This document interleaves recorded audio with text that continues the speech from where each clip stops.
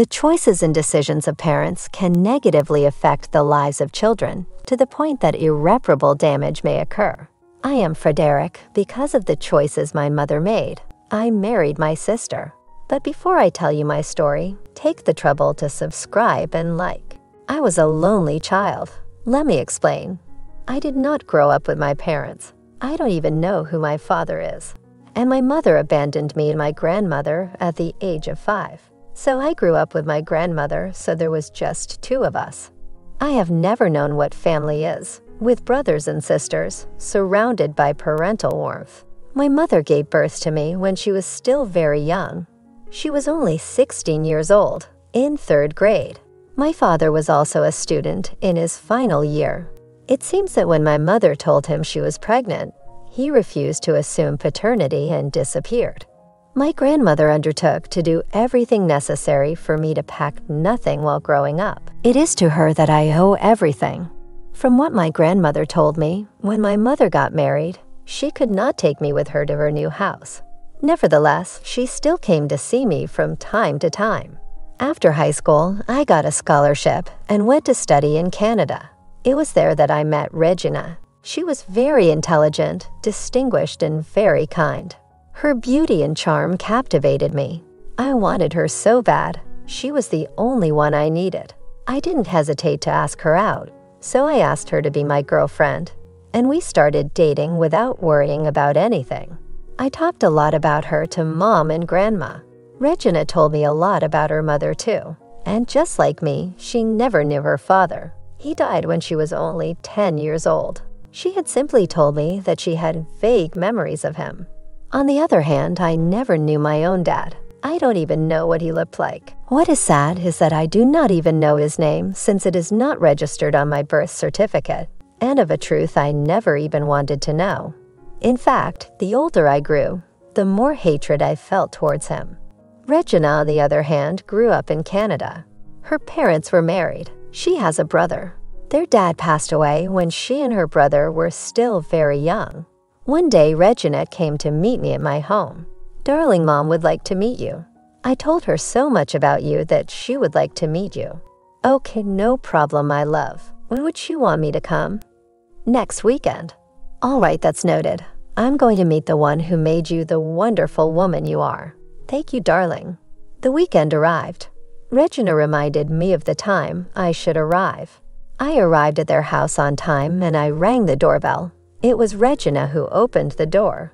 She was just lovely. "Come in, my darling." "Thank you, sweetie." It was a wonderful villa. It was very beautiful, made of a very sober and refined decoration. I sat in the living room waiting for her mom to come out. As I looked at the wall, a giant portrait caught my attention. It was the portrait of a gentleman. He looked like the father of the house. "That's the portrait of my father. We miss him so much." "I'm sorry. It must not have been so hard for you." "Yes, I think you know how it feels to grow up without a father." "Yes, it is very difficult. You see, I have often told you that you look a lot like my father." I admit that looking at this portrait, I felt little shivers as if I knew this man. Besides, I look exactly like him. I simply said to myself that look-alikes exist. As soon as our conversation was over, his mother entered the living room.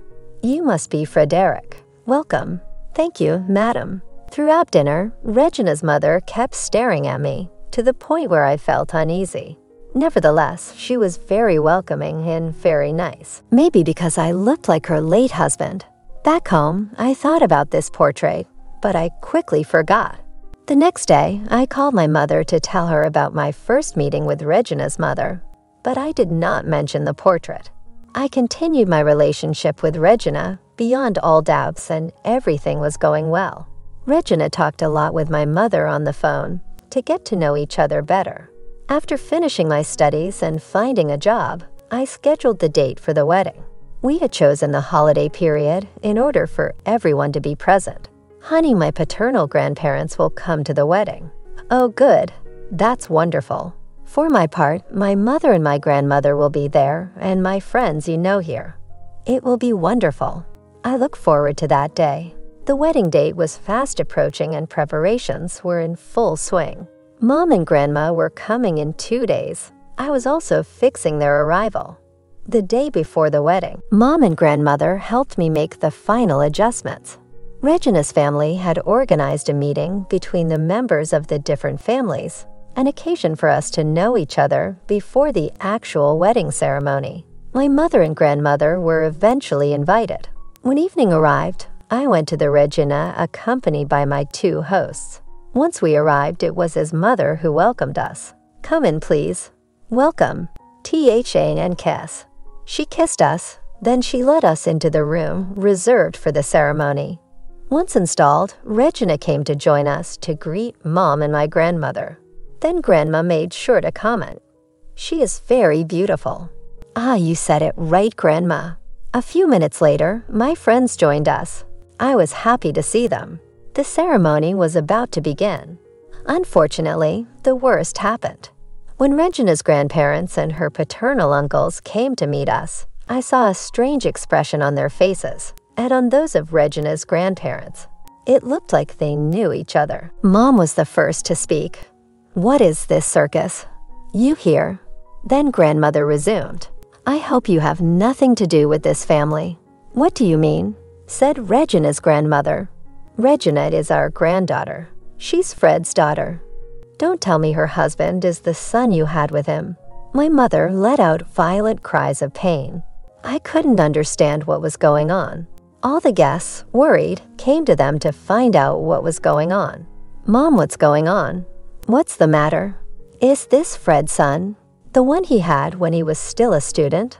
"Oh my God, he looks so much like him," resumed Regina's uncle. I wanted someone to explain to me what was going on. Everything I perceived was in total cacophony. Mom started crying, then Grandmother too. I spoke again with fiery anger. "Tell me what's going on." There was a moment of silence. Then Regina's uncle spoke up and said, "Regina and Frederick, you are brother and sister." Regina passed out, and while we were trying to bring her back, I ran out of the room. I was filled with anger, pain. How is it possible? Lord, why me? No, this can't be true. I ran, not knowing where I was going exactly. I was caught by one of my friends. "Calm down, Frederick. Please calm down. I want to die, man. I want to die. I can't live without Regina. I can't. Calm down. You're hurting yourself. Please go get Mom and Grandma. You bring them home.